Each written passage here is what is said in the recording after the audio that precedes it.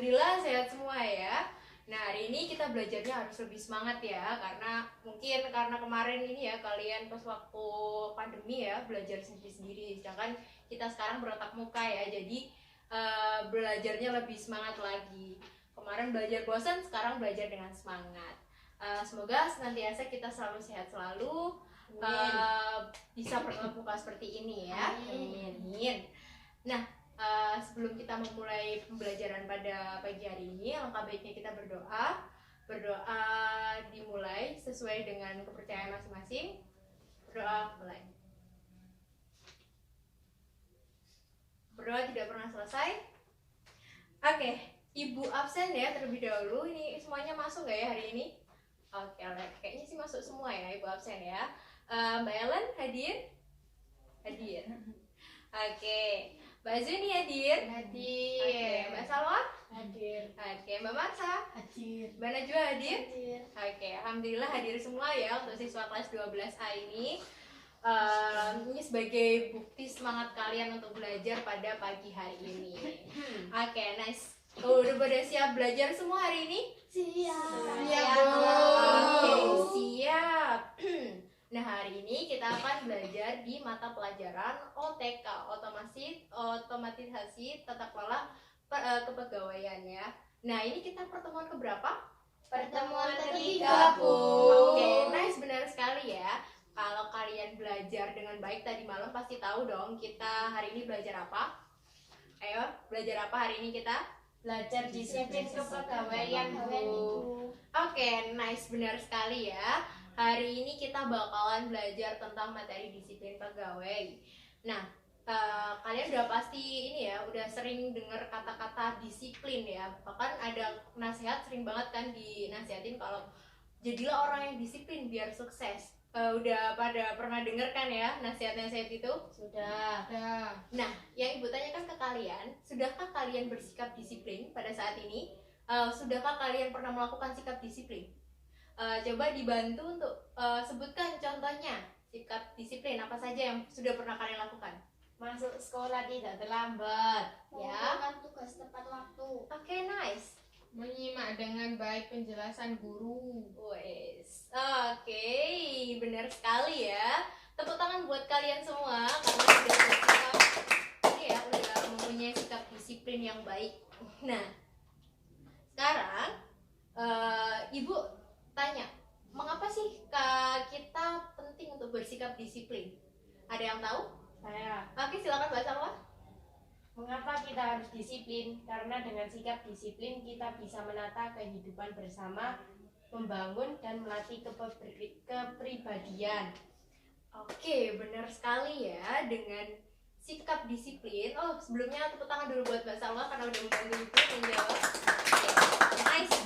Nah, benar sekali tadi yang diucapkan Mbak Salwa, di mana dengan kalian bersikap disiplin itu akan memudahkan kalian hidup bersama ya dengan orang lain. Gimana kita menghargai orang lain, menaati peraturan dengan baik, itu akan menjaga hubungan kalian dengan sesama itu menjadi baik dan lancar.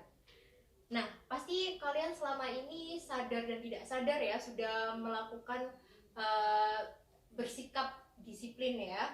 Nah, ilmu baru nih yang perlu kalian tahu bahwasanya antara disiplin belajar dan disiplin bekerja itu berbeda ya.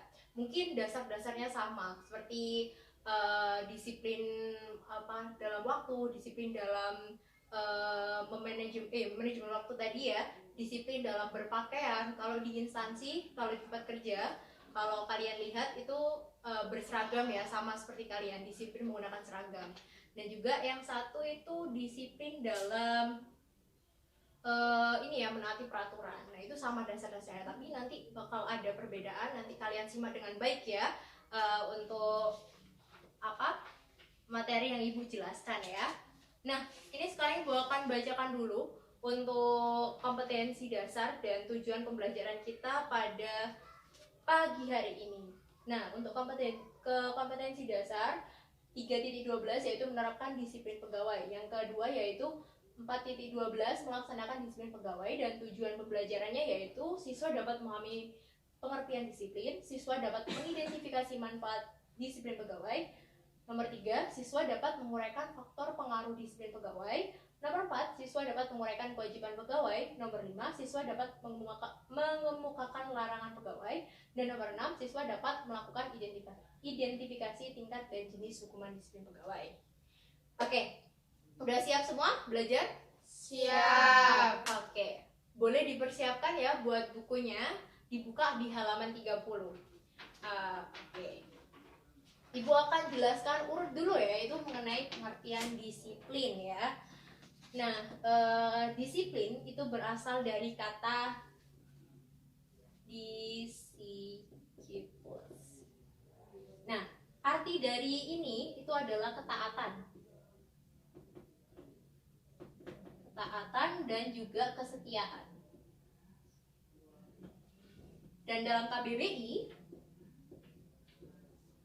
itu berarti tata tertib ya, tata tertib, dan juga aturan. Nah, ini adalah pengertian khususnya. Sedangkan pada pengertian secara umum atau lebih panjangnya ya, pengertian lebih panjangnya yaitu sikap atau hormat seorang pegawai pada peraturan yang berlaku. Sampai sini kalian paham? Oke. Nah, untuk ini ya, untuk disiplin pegawai sendiri itu diatur pada pasal ini ya, peraturan pemerintah PP, peraturan pemerintah nomor 30, pasalnya pasal 3 tahun 1980. Ada yang bisa bantu Ibu untuk menjelaskan isinya dari peraturan pemerintah nomor 30 pasal 3 tahun 1980? Saya, Bu. Oke, silakan Mbak Zuni. Dalam peraturan disebutkan tentang definisi peraturan disiplin sebagai peraturan yang mengatur kewajiban dan larangan dan sanksi apabila tidak ditaati atau larangan dilanggar oleh PNS. Oke, nice, benar sekali ya yang diucapkan sama Mbak Zuni. Terima kasih Mbak Zuni udah membantu Ibu. Nah, selanjutnya Ibu akan menjelaskan mengenai manfaat adanya disiplin pegawai. Nah, untuk manfaatnya sendiri, manfaat itu dibagi menjadi 2. Yang pertama bagi instansi atau perusahaan dan juga pada diri pegawai sendiri.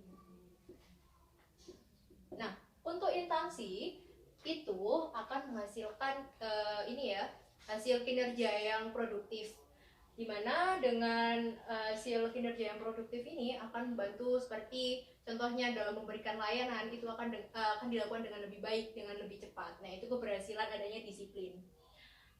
Dan yang kedua yaitu pegawai. Nah, apa sih manfaatnya dari pegawai?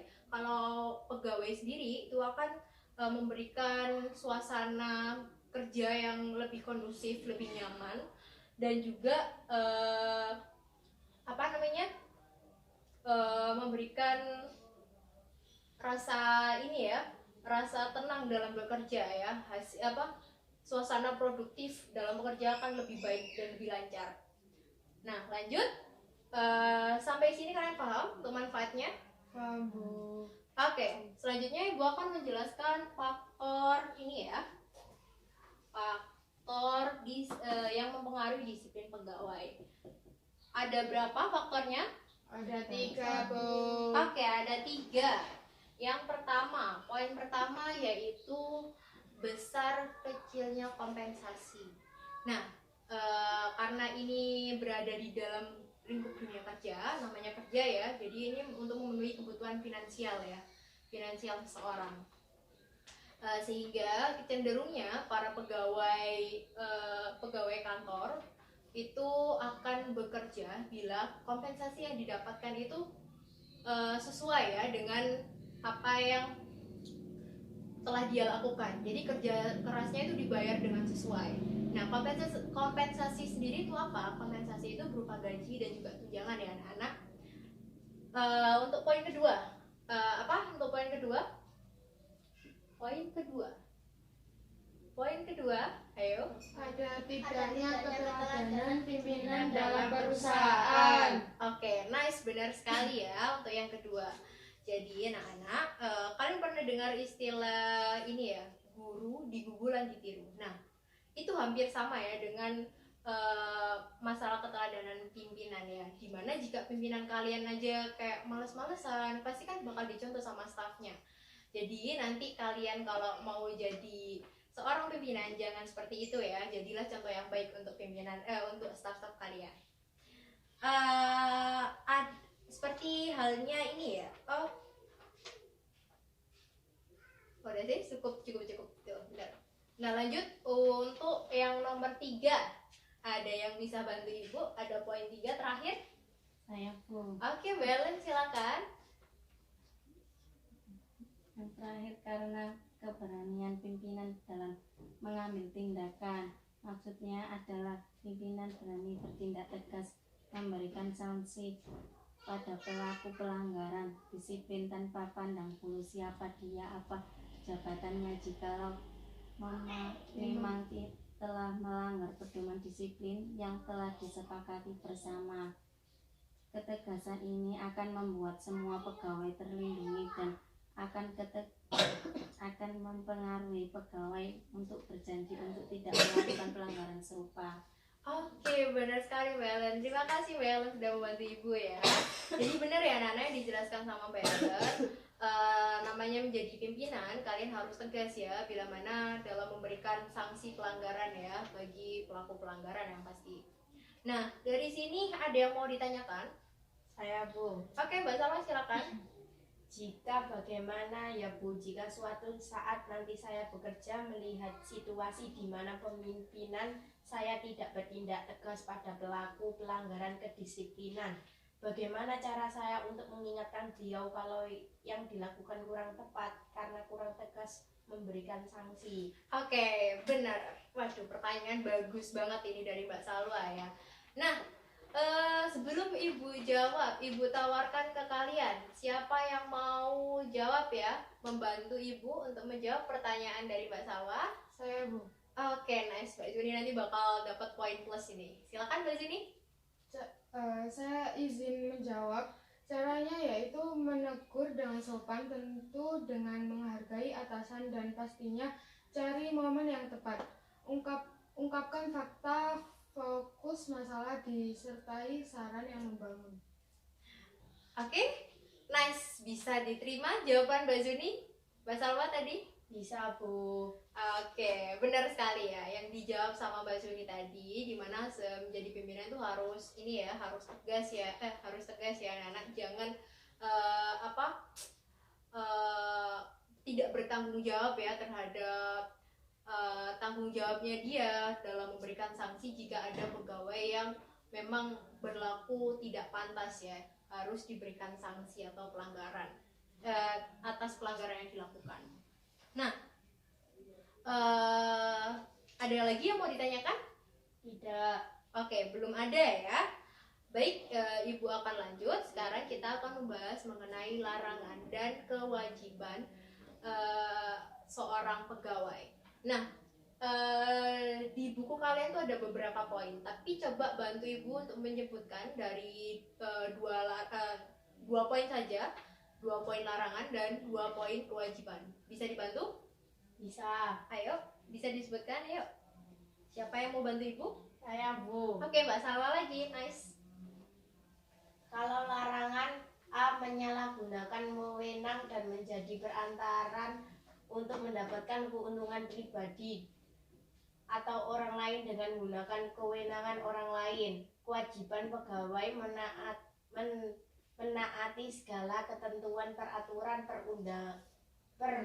perundang-undangan dan melaksanakan tugas kedinasan yang dipercayakan kepada PNS dengan penuh pengabdian, kesadaran, dan tanggung jawab. Oke, sudah? Nah, Oke, nice, benar sekali ya yang diungkapkan Mbak Salwa tadi mengenai beberapa poin mengenai larangan dan kewajiban. Kalian bisa baca sendiri di buku kalian ya, dipelajari dengan baik itu poin-poinnya.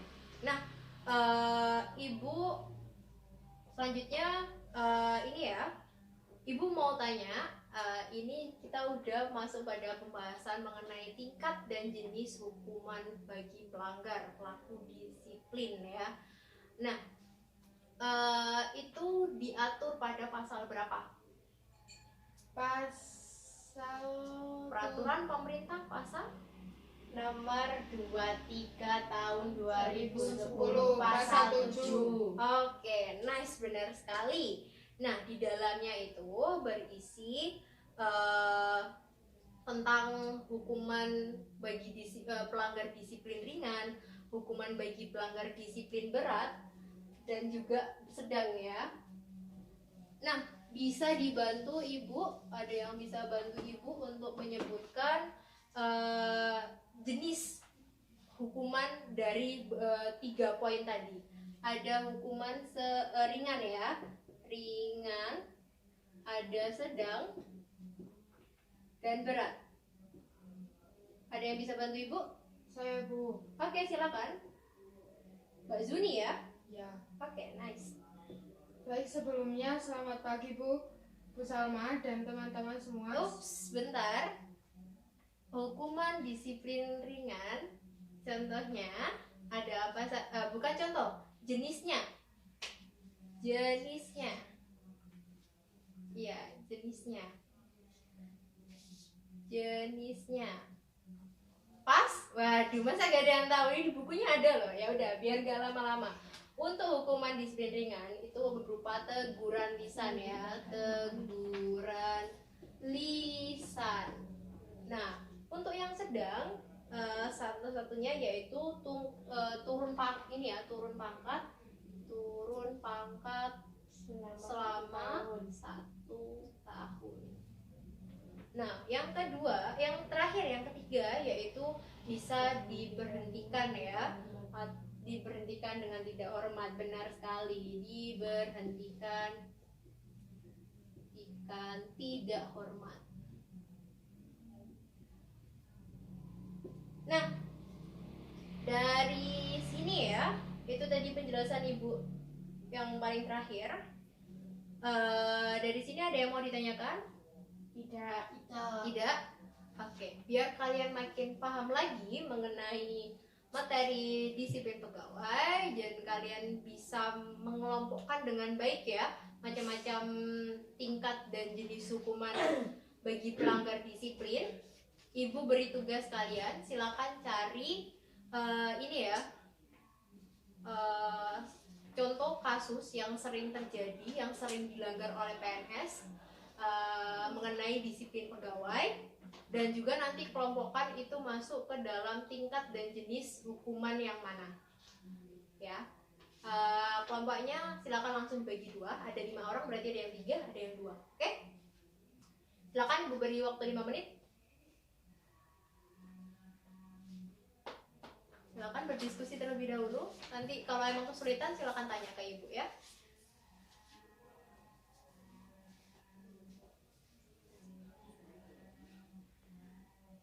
Silakan manfaatkan ini ya, jaringan internet di sekolah. Kalian kalau ada handphone ya pasti bawa kan. Nah, silakan nanti searching di situ ya. Oke, gimana? Udah selesai? Sudah?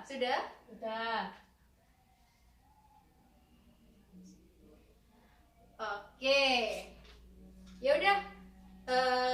Ibu tunjuk ya untuk yang maju ke depan. Kelompok siapa ya? Kelompok 1 deh kayaknya. Boleh, silakan kelompok 1. Maju ke depan.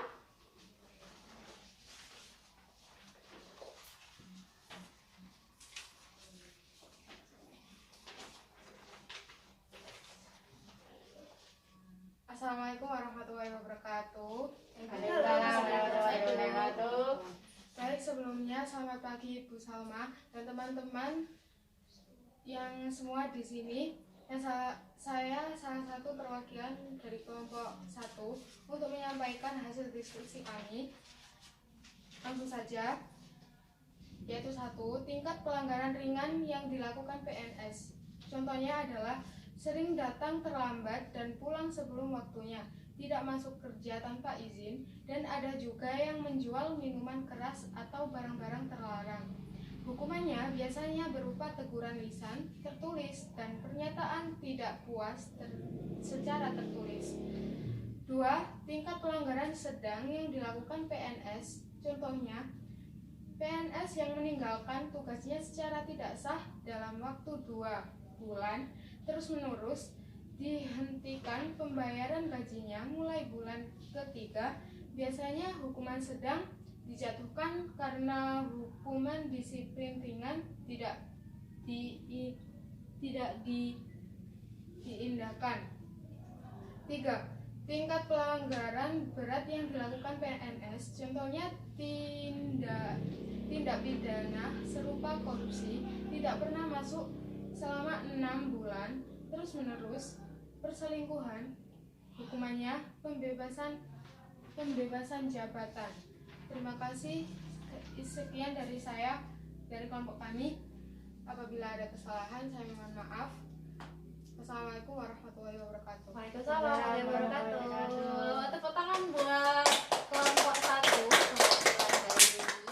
Akan kembali terlebih dahulu.